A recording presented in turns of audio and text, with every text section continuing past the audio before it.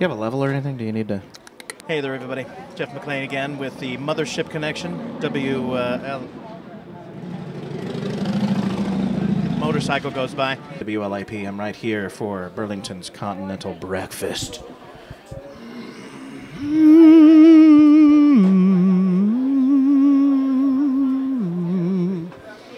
I'm here to prove my theory that actually we are aliens, and the beings that we see are actually normal people, and they're trying to figure out who we are.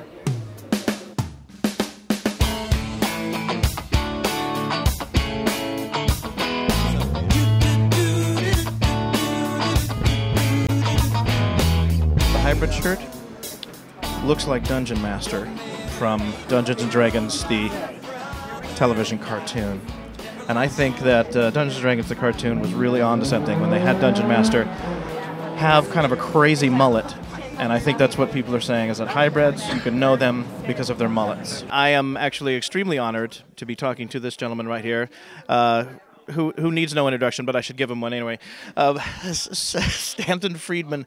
I have seen this man in many documentaries and interviews. What do we got here in front of you? Tell us all about this. 4 books here of my own. The newest one is Flying Saucers in Science, which just came out in June. And it's in its 3rd printing already, which is kind of neat. This one here is Captured, the Betty and Barney Hill UFO Experience. And my co-author, who did most of the work, Kathleen Martin, is Betty Hill's niece. And she's got all the audio tapes made by the psychiatrist who did the hypnosis work. Betty and Barney Hill, this was one of the very first experiences that I ever read or heard about when I was younger. Look magazine had 2 articles, and there was the wonderful book by John Fuller called Interrupted Journey. And then it was on television in 1975. James Earl Jones played Barney. I was a consultant on that one. It's funny. Universal Studios asked the Air Force, is there anybody in the area, Southern California, a scientist who's interested in UFOs that we could talk to? Would you believe the Air Force gave them my name? And so I wound up being a consultant on that program, which I thought it was kind of ironic, you know. But there is irony there. Yeah, but it's a very important case, and what people haven't appreciated is the background of Dr. Simon, the guy who did the hypnosis, Harvard-trained psychiatrist. He actually ran a hospital with 3,000 beds for shell-shock war veterans after World War II.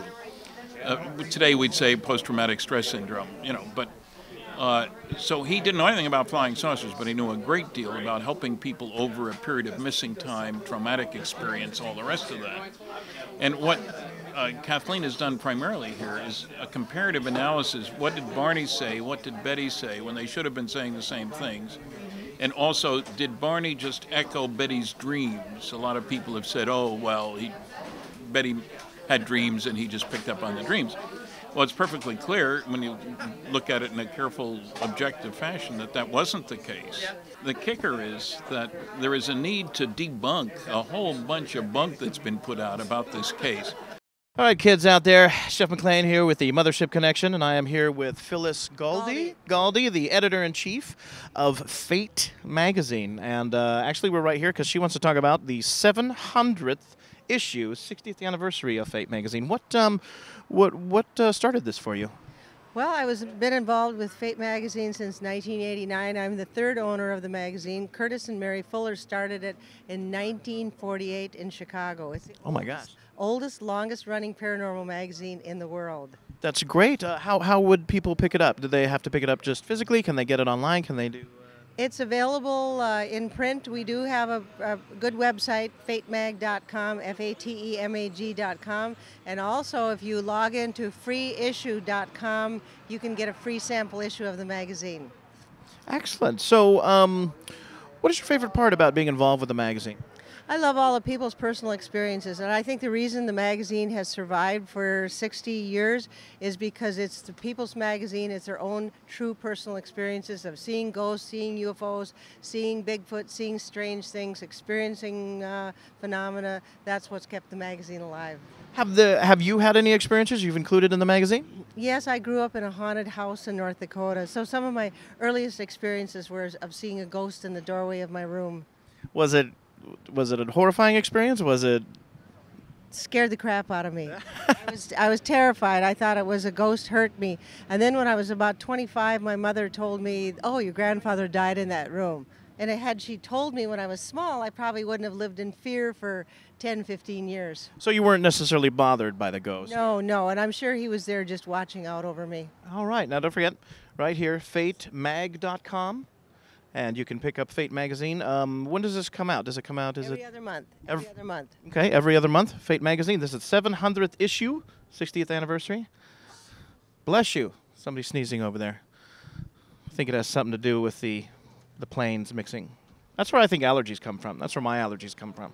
Easter Island secrets. Mysterious death of rock star Jim Morrison. There's still questions to this day that he just kind of disappeared. See, this is stuff I didn't even know. I just thought it was like, I'm drunk, I died in a bathtub, and I'm dead. But maybe not, because I don't know. I wasn't there. Or was I?